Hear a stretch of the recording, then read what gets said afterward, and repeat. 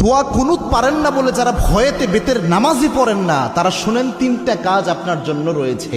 এই তিনটা কাজ করলে বেতের নামাজের পরিপূর্ণ সওয়াব আপনি পেয়ে যাবেন। সুবহানাল্লাহি ওয়া বিহামদিহি। ইসলাম যে কত সহজভাবে আপনাকে সমাধান দিয়েছে কল্পনা করতে পারবেন না। এই যে বেতের নামাজে যে দোয়া কুনুতটা আমরা পড়ি, এটা কিন্তু অনেকের মুখস্থ হয় না, যার কারণে অনেক বড় দেখে অনেকে বেতের নামাজই পড়ে না যে আমি দোয়া কুনুত পারি না, আমি কি বা পড়বো। অথবা অনেকে এমন রয়েছে বেতের নামাজে দাঁড়িয়ে দোয়া কুনুতের সময় চুপ করে থাকে, একটা শব্দ করে না, এরকম আছে অনেকে। তো এরকম কোনোটাই মাধ্যমেই আপনার কিন্তু দোয়া কুনুতের যে হক এটা আদায় হচ্ছে না। এবং বেতের নামাজ এটা কিন্তু ওয়াজিব একটি নামাজ, এই নামাজকে আপনি ইচ্ছা করে ছেড়ে দিতে পারবেন না, এবং ওয়াজিব সবসময় চাইলে আপনি তরক করতে পারবেন না। এই জন্য বেতের নামাজ গুরুত্বপূর্ণ।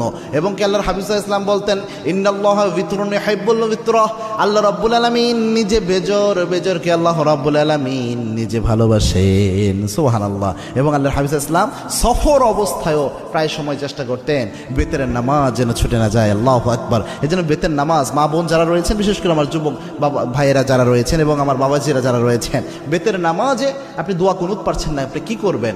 প্রথম যদি আপনি দোয়া কুনুত না পারেন তাহলে আপনি যে দোয়াটা পড়বেন, রব্বানা আতিনা ফিদ দুনিয়া হাসানাহ ওয়া ফিল আখিরাতি হাসানাহ ওয়া কিনা আযাবান নার। এই যে আয়াতের একটা অংশ, একটা দোয়া আল্লাহ রাব্বুল আলামিন দিয়েছেন, এই দোয়াটা আপনি প্রথম পড়ার চেষ্টা করবেন। বেতের যে সময়টা এই দোয়া পড়বেন, রব্বানা আতিনা ফিদ দুনিয়া হাসানাহ ওয়া ফিল আখিরাতি হাসানাহ ওয়া কিনা আযাবান নার। এটা পারলেন না ধরেন আপনি, তখন আপনি কি পড়বেন? আল্লাহুম্মা গফিরলি, আল্লাহুম্মা গফিরলি, আল্লাহুম্মা গফিরলি। এটা বারবার আপনি পড়তে থাকবেন, তাহলেও দেখবেন ইনশাআল্লাহ বেতরের হক আদায় হবে। 3 নাম্বার হচ্ছে আপনি পড়বেন আস্তাগফিরুল্লাহ, আস্তাগফিরুল্লাহ, আস্তাগফিরুল্লাহ। তিনটার যে কোনো একটা যদি আপনি